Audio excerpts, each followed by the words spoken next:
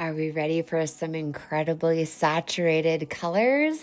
Welcome back to Morning Glories and my MaimeriBlu paints.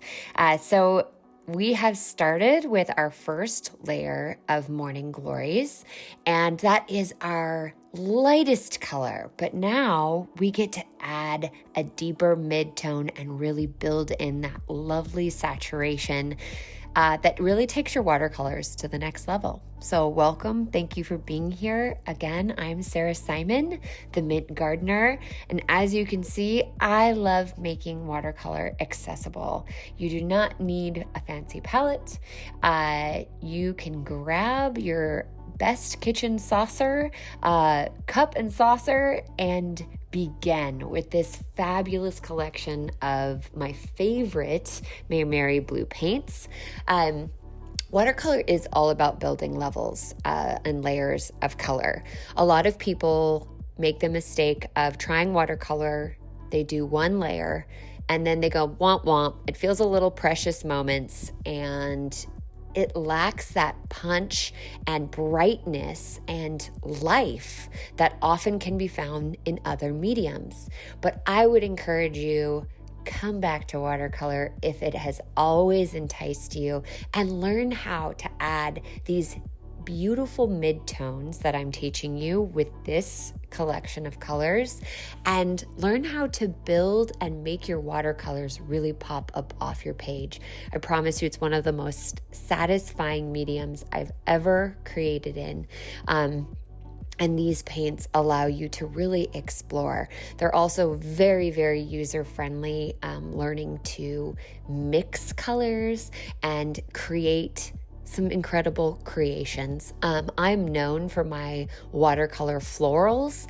However, I know that this set would be incredible for landscapes, pet portraits, you name it. It has the diversity in colors that you need for painting everything.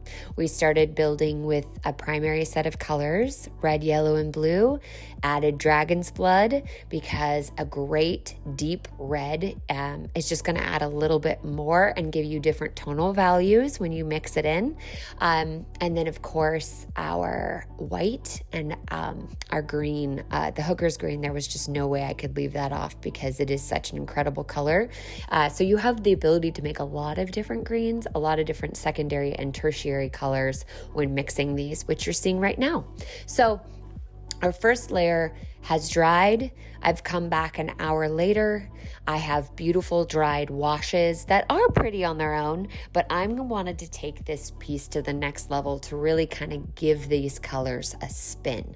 You can see on my new plate palette in the upper right-hand corner, I've mixed Payne's gray and our permanent red deep, and you can get a deep purple if you use more blue, and then you can get kind of that lovely wine burgundy if you lean more towards the permanent red deep.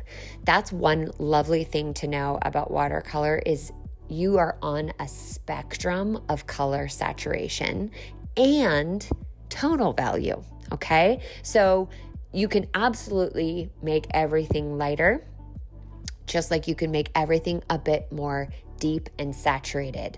If you need it to be deep and saturated, you use heavier paint. And obviously, if you want it to be a little lighter, you use more water. Okay, I'm back to using my flat brush because I love the unpredictability and the mark making abilities of this brush, but I also have my round one on hand and some other, of course, Princeton Velvet Touch brushes that are also my favorites. So I am building in a wet on dry layer, which simply means wet paint on a dry boundary of paint. And I'm using the water in my jar to soften that new line of deep burgundy that I am highlighting. And I'm also using water and just the edge of my brush to accent and create these leading lines that take your flat flowers that kind of look like fried eggs and turning them and twisting them and bringing in different angles of the Morning Glory flower face so that it feels like you're observing a morning glory that is just climbing right over your fence and blooming for you. All right. Sometimes you see a flower straight on, but often you see glimpses of the sides of flowers. Sometimes you get to see part of the inside and other times you don't. And so you're able to, with this secondary layer, draw the eye in and invite your observer to see that this face of the morning glory is actually much brighter and bolder than the bottom cup, okay? The bottom cups of flowers are often pretty bright and they draw the bees in for pollination. So I'm spending a little bit of time on this transition from the face of the flower to the actual cup. And it's incredible to watch a piece go from flat to all of a sudden having depth and dimension. I'm using the flat part of the brush to add more color and saturation, but then I'm also using just the edges of the brush to get thinner. Do you see I can get thinner and thicker lines with this flat wash brush? It's a flat wash 3/4 velvet touch Princeton brush, and I do not go anywhere without it. I absolutely love it. This is more of a filbert that I'm using right there to flatten and to kind of smooth that transition, but you could also use a round 4 if that's what you had on hand. Now, watercolor tells on you, I like to say, if you fuss with it too much. So notice I put on the wash in this burgundy color, and while the wash is still wet, I was using the smaller brush to kind of soften the edges. See how I soften that edge so that it fades more readily into the background, into that first wash, so we don't have too hard of drying lines. And then I use a very concentrated amount of that deeper color that I've mixed with the Payne's gray and the permanent red deep, and I'm dabbing it in kind of sporadically wherever I still see wetness, okay? This is the joy of watercolor. Now I've played my role, and the paint and the water get to sing in those wet boundaries, and I get to sit back and watch and see as the magic unfolds.